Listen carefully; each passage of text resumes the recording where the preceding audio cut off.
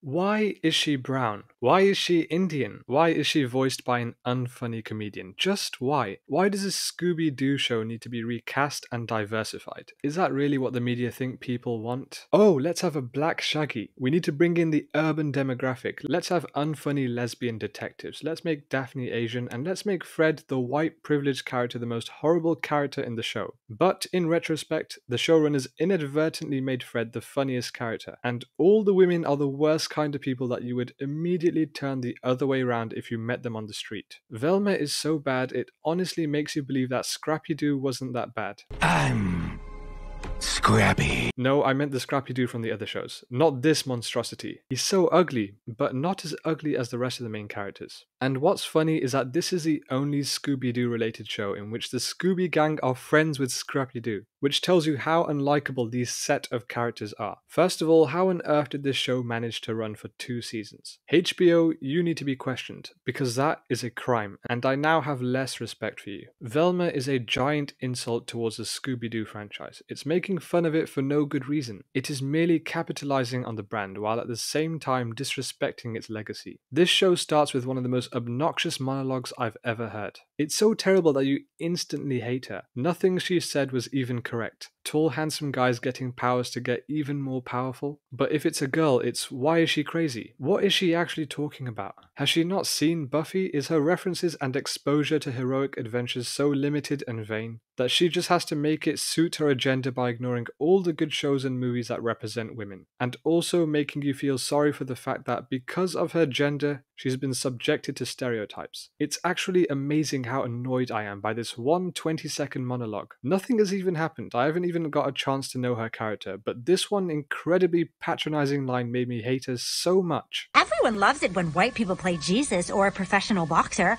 Why can't it ever go the other way, right? No, I can't do this, guys. Is this supposed to be funny? This is the perfect example of why woke comedy doesn't work, because it's pioneered by the least funny people in the world, and will only have a go at everything that's culturally inappropriate. I had no idea how low HBO could sink, to greenlight this but cancel so many great shows in its past. So Velma sees these hallucinations of a supernatural entity haunting her. It doesn't make any sense, but it was probably the most interesting aspect of the entire show. Here's the thing that makes Velma so goddamn awful. She is a despicable human being. You do not feel sorry for anything that happens to her. Every time she opens her mouth, I want to punch her. She just has a go at every character for their race, gender, social class. She is a terrible person who acts like she is constantly mistreated, when she's the one who treats everyone like they're less than her. Just because you're a minority doesn't mean you have a right to bully other people. This atrocity of a show is a perfect example on modern comedy. They have to explain the joke. You never do that, but I don't know why it's a trend now. Why do they do this? The amount of jokes about white people is just blatant racism. Yeah, I said it, this show is prejudice against white people. They also make so many self-aware jokes, so many references that have nothing to do with the story. They're just making political statements. Minorities in TV can only deal drugs to escape poverty? What? Just what is that horrendous line? This is the problem with the industry. They so badly want to change the way we stereotype minorities in the media, which is a good thing, but they're not doing it for that reason. They're only doing it for good publicity. They don't want to be seen in a bad way. Look at a movie like Eternals. It's the most diverse cast of superheroes you'll see for a big budget film. It's absolutely garbage. They're more focused on representation and diversity than the quality of the story. Eternals could have been a milestone in cinema history, but it was so dull that no one remembers it, and it was only released a few years ago. Those characters, whether Asian, Black, or Latino, were all equally boring. Nothing about them breathed any energy or life, and on the other hand you have a character like Apu, who by the liberals is considered an offensive stereotype to Indian Americans. A very talented comedian who voices multiple characters on The Simpsons. But after voicing him for almost 30 years, they eventually decide to let him go because he's a white guy voicing an Indian character. So, it's a cartoon character, who cares who's voicing the character? And if you watch The Simpsons, it's not like Apu is an offensive character. Homer is more of a stereotype and he's the main character. The characters in Eternals and this abomination called Velma have absolutely nothing on Apu. He is far more nuanced and relatable. The man immigrated to the US in search of a better life.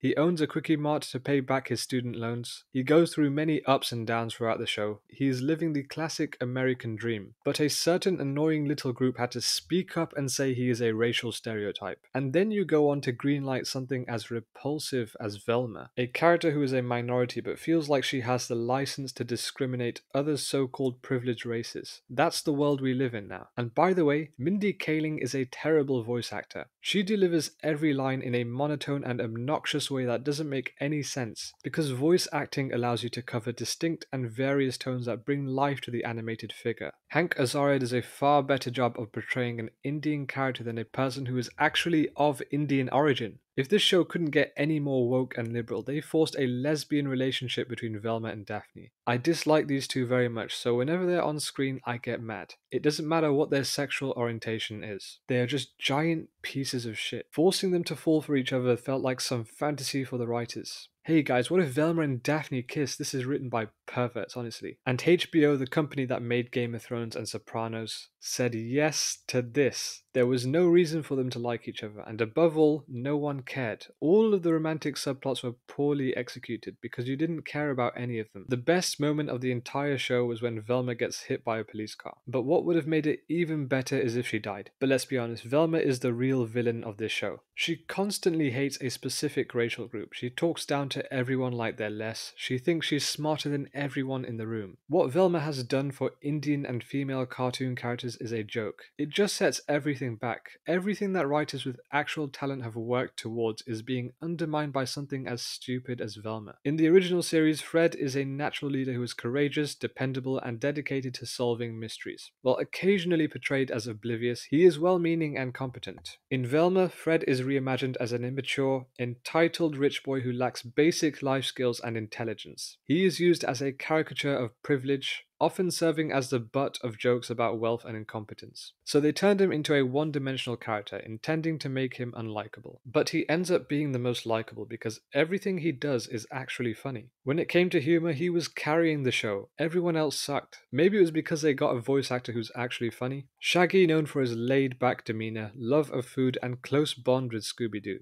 is one of the franchise's most iconic characters. His goofy charm and humorous cowardice are central to his appeal. This Norville guy, on the other hand, belongs in the biggest trash can the world can offer. He's depicted as a nerdy nice guy with a crush on Velma. While this change aimed to subvert expectations, it actually made him a stupid, bland, and less memorable character. He had no humor and quirks. He was completely void of any charm that Shaggy so effortlessly oozes. In classic Scooby-Doo, Daphne is often portrayed as resourceful, adventurous, and compassionate, with a knack for finding creative solutions. She evolves from the damsel in distress trope into a competent and proactive member of the team. Here, Daphne becomes a self-absorbed mean girl with a criminal background, involved in drug dealing to finance her search for her biological parents. The show emphasizes her romantic tension with Velma, creating a complex dynamic but also alienating fans who prefer Daphne's supportive and team-oriented role. Just like Velma and Norville, this Daphne is a shadow of what made the original characters so iconic.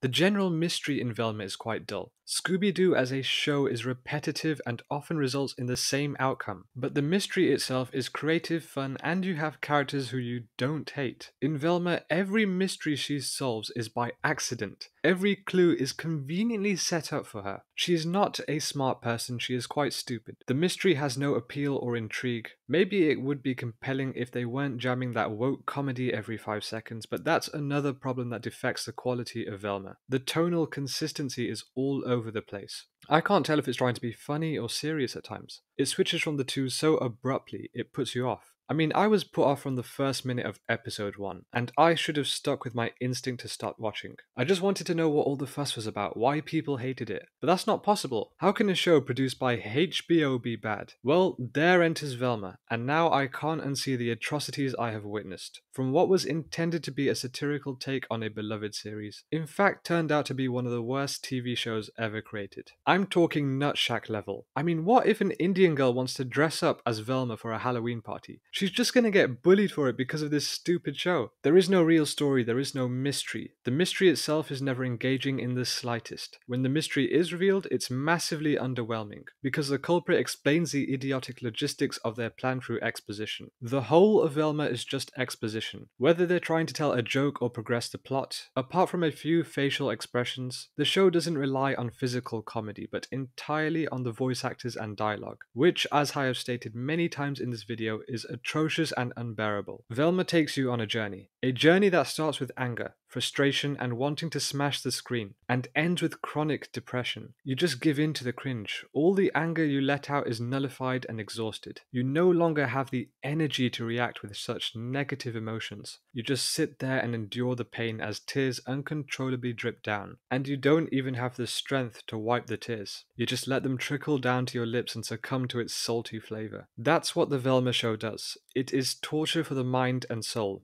Do not watch this. This needs to be locked away into a vault where no one can ever find it.